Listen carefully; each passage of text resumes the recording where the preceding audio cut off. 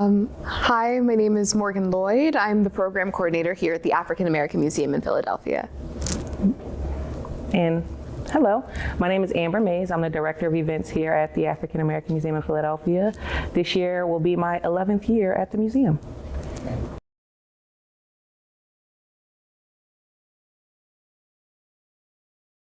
I do what my job entails. I coordinate programs from our, let's say, 7-day Kwanzaa festivities to intimate family conversations, and especially our big four, Kwanzaa, Juneteenth, Black History Month, and MLK. A lot of the events that float around the museum are done between me and the rest of the programming team. And on top of that, I work with our interns. I also help out with interpretation and giving tours.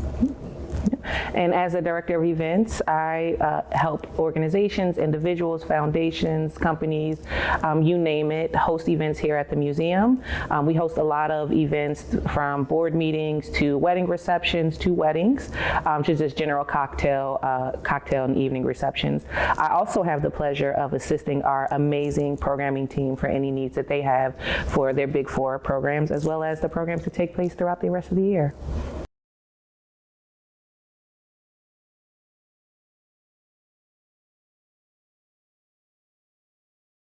I feel like Amber to kick it off. Okay. I feel like your heart was racing with that one. All right. So I'll give you our typical mission spiel, right? So the African American Museum in Philadelphia invites diverse audiences to, in the greater appreciation of the Black experience through the narrative of art, culture, and historical witness. So what does that mean for us? We are a culturally specific museum, and we're able to share the African American experience and that of the African diaspora through multiple avenues. So culturally speaking, this is where our programs come into play. Morgan noted our Big Four: Juneteenth, MLK, Black History Month, and Kwanzaa. From an artistic standpoint, that's where you have all of our galleries, including the one that we're sitting in right now, Shahid Rucker's Recovering the Iconic. And from a historical standpoint, everything that we do is history. So our core exhibition, Audacious Freedom, chronicles African Americans in the United States between 1776 and 1876. But everything that we do on a daily basis is also part of our history at some point in time.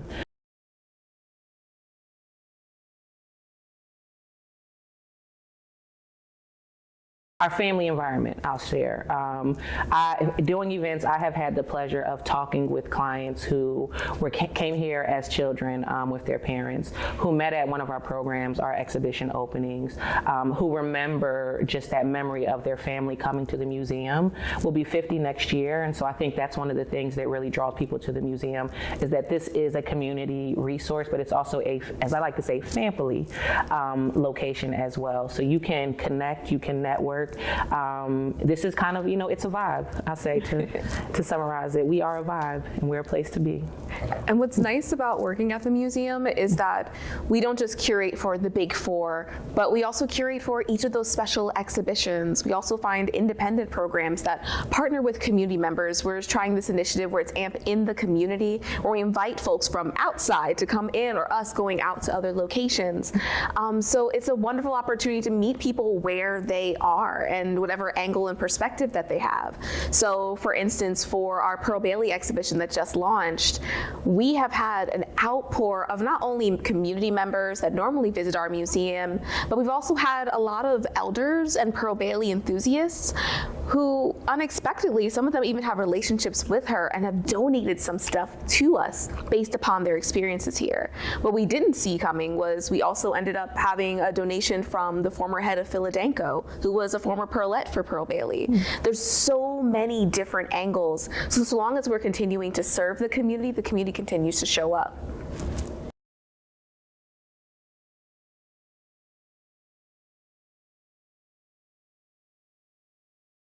I formerly worked at the Philadelphia Museum of Art. I was in the American Decorative section, and I focused predominantly on works that were created, they're called decorative art. So think tables, chairs, things that seem really boring to people, but get me really excited because they were handmade by people. And specifically, I always was fascinated with those that were made by Black, Brown, and Indigenous peoples. So coming to the African American Museum in Philadelphia, it was a wonderful opportunity to not only work within my community, but also uplift our stories and have it on a forefront in something that's simply understood. And as a program coordinator, compared to my previous roles, it's nice to actually be hands-on with the community and interact with them, but still being able to experience the exhibitions. And for myself, I've always been a nonprofit professional. I started my nonprofit career when I was 22. Before being the director of events, I was the executive assistant. So realistically speaking, I started here at the museum because I was in search of a job. And it just so happens that in coming to this museum, I found a place that I consider to be home. So if you believe in divine calling, things happening for a reason, I've always been invested in African American culture and history. My first book was the biography of Mary McLeod Bethune. So for me, it was just divine calling. When I did get the call to come and interview as an executive assistant, I felt right at home immediately.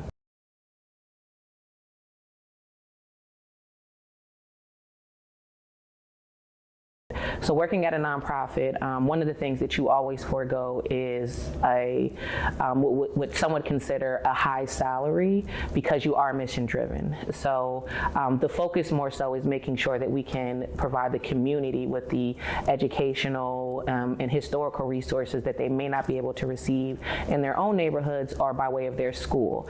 The challenge that you face with that is having to get the funding to be able to share those stories. Current administration, there's a lot of funding that is now at risk when it is specific to what is considered DEIA-B, belonging, initiatives. So I would say that would be the biggest challenge working at a nonprofit where you do have to make sure that you are aggressively going after grants, sponsorships, and donations, as well as worrying about your earned revenue. And throughout my entire nonprofit career, one of the tall tales that they tell you is that you have to be able to wear multiple hats. So the challenging part could be when you have to actually dive into the changing hats era. So I started off as the executive assistant, but from day one I was always involved in other aspects of the museum. And it can be challenging, because it is a lot of work. But again, I love the community that we serve. Therefore, I have no problem doing the work. Someone told me that, you're going to be stressed either way. Why not be stressed for something that you love doing?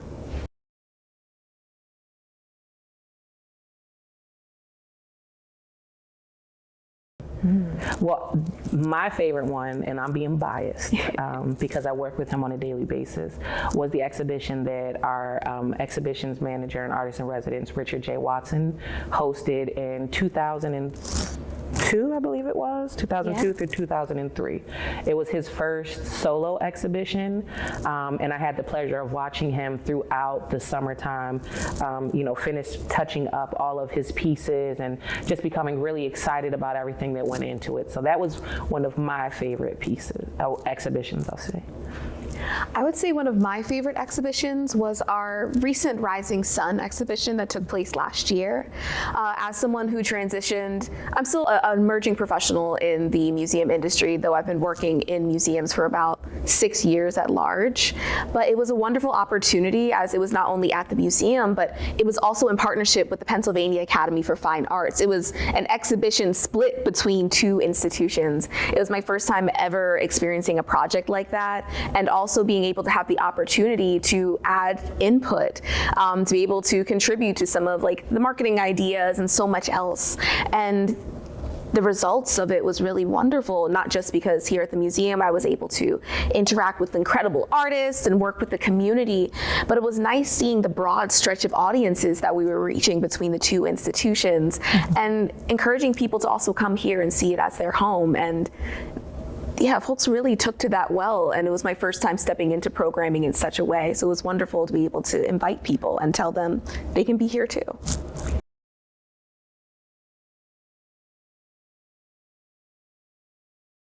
Yeah. So my favorite is when you walk into the admin level. So coming from Gallery 4, you have to take about 3 ramps up to the administrative level where we work at. And again, Richard Watson, being biased, he did a portrait of our founder, Clarence Farmer. So every time I'm walking through, when I get to that point, I say, "What up, Clarence?" So that would be my favorite piece because it's reflective of the person who advocated for this museum to be here, but it's also painted by one of my favorite artists. And I'm a bit of a history nerd, as everyone in the museum knows me for. So though it's one of our older exhibitions, I get really excited about our Gallery 1, Audacious Freedom. I love diving in every now and again and looking at snapshots from the African American community from 1776 through 1876. I don't think enough people can even tell how large of a population it is, especially considering the snapshots. But what's always wonderful is every time you go in, there's a Rolodex of ancestors, and each one telling you a little bit more about what they did that was extraordinary in their ordinary existence. And since it's a timeline, you're kind of forced to analyze the fact that Harriet Tubman is at the end of the story. So for everything that we learn in American history, Philadelphia's history, especially its Black history, exceeds it. And they made movements, they made spaces of stability, they made institutions, houses, so many things, and we have snapshots of all of that. And it's really healing to know that for a lot of us, especially in the contemporary who want to, let's say, go into the medical profession or become politicians, there were ancestors that were older than Harriet Tubman that are on our wall right now that did the work. And so there's always someone that you can look up to even earlier than you expect. For me, it's seeing people in community. It's being able to offer another perspective on what it means to gather and to celebrate with each other. And again, just seeing that family aspect, so having folks come back. This year alone, between December and this year, we helped facilitate someone popping the question to their fiance, again, a wedding and wedding reception with a couple who met at one of our programs 5 years prior. So like seeing that continue to happen, that community, and seeing people see themselves in the museum, I think that's one of the biggest things, or takeaways that I have for AMP. I echo that sentiment. I love when people come into our museum, especially when they come to our programs and our special events, and they feel safe, seen, and heard at all levels, with each other, with the staff. And it's really healing to know that we can curate spaces for folks like that. I know there's this conversation that takes place a lot online where we talk about third spaces, alternate places where you can go. And it's wonderful to work at a space that can act as that, where people of color, people of any identity can come here and see some kind of aspect of their history or things that they didn't expect to learn about American history at large. And when we have folks come down into our programs and they make community and they find people, we've had folks find their relatives here, some of their, again, future spouses here. We make lifelong memories. And even for some staff members, myself, as well as I know Jay Duckett, our curator, and a couple others, we have lasting family legacies that are a part of this. Not in the big sense in regards to like, I descend from this person, but my mom was here at one point when it opened. Amber's children were raised basically in this museum. I've had 3 babies here. Yeah, so it's a big deal to know that, you know, this space has continued to have that legacy and we're just maintaining it. Mm-hmm.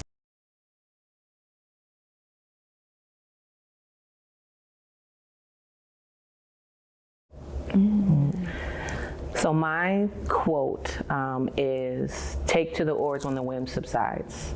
And that one is special to me because it's essentially a lot of the work that we do, right?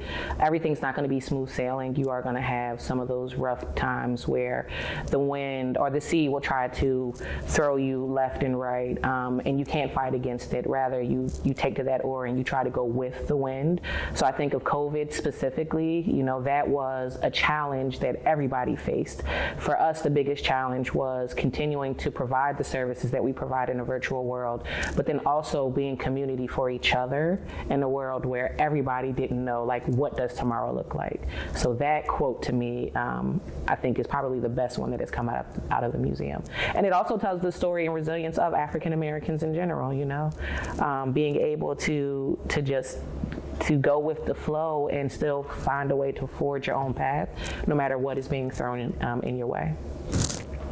My quote is not from anyone that's famous. It's actually from my grandfather, who was here when the museum first opened. And it's kind of my guiding light through all of this, which is when you go to Philly, only good things can happen.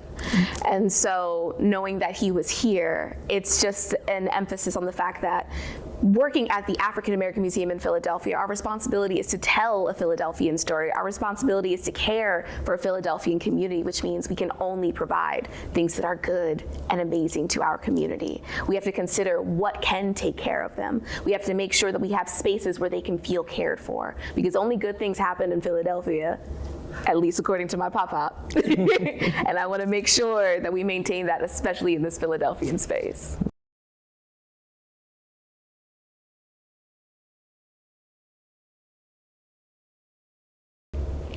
I mean, I think historically speaking, we've shown the world what we can do with it. We create art, we fight against the power, we mobilize our own communities.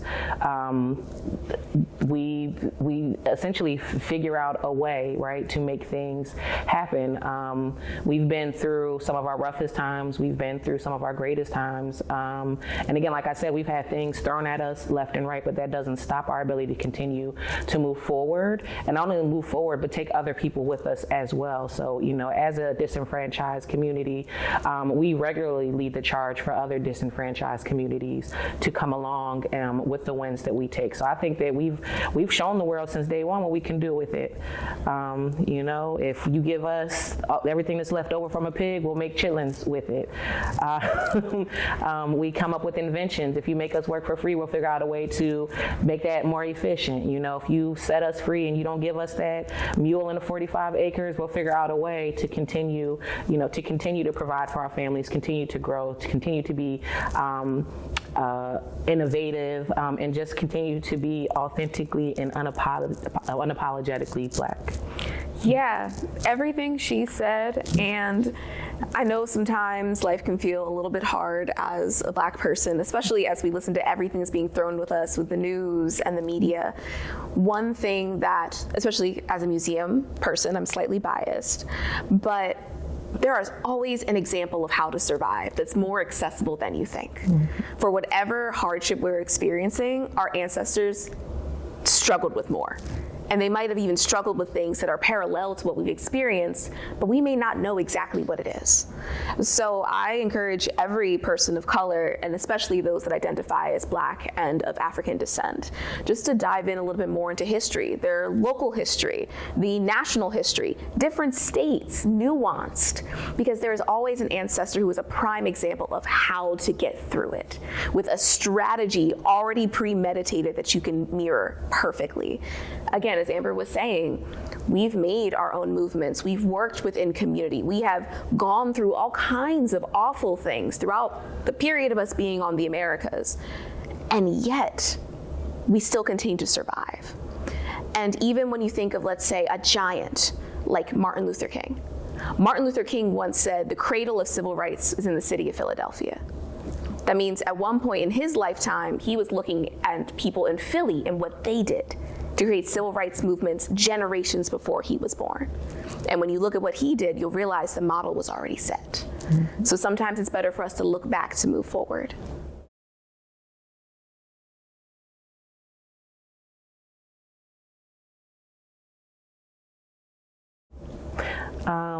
My words would be resilient first, visionaries, and ambitious. And I would say I have these three words because, again, resilience is the history of African Americans, of people of the African diaspora, I'll say, because we'll dial this back before there even was a United States to be an African American.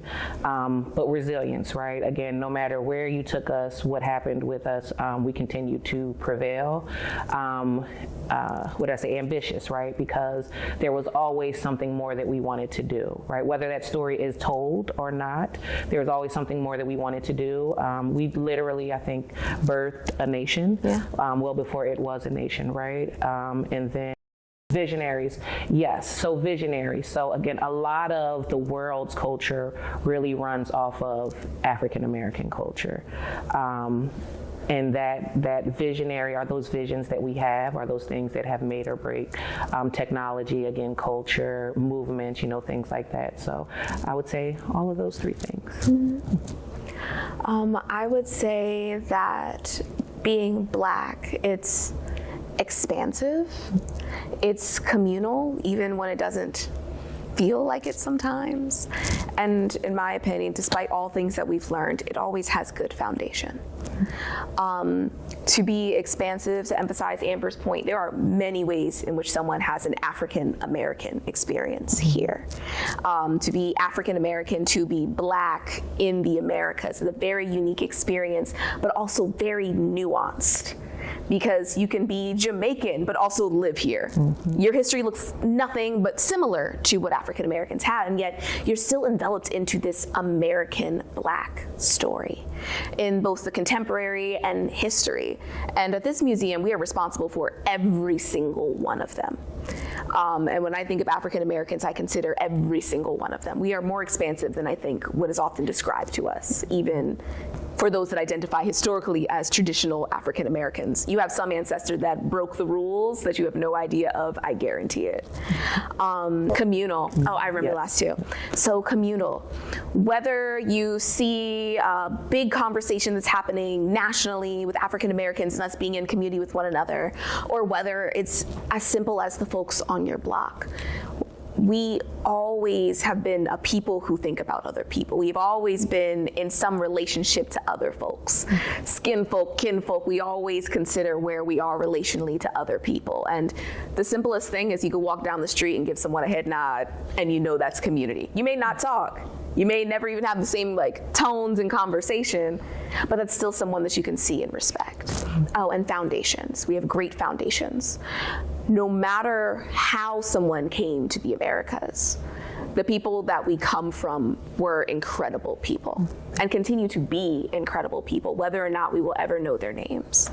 And when you take a step back and look at whomever you come from, the foundations for who they are is incredible. And if not, maybe your most immediate ancestor, maybe not your grandpa, maybe he had a story, look at your great-grandfather, your great-great-great-grandfather. There is always a strong bond, a strong foundation that lives within each and every one of us that we may not know about, but if we lean into it, it's always there to embrace us and help us move forward.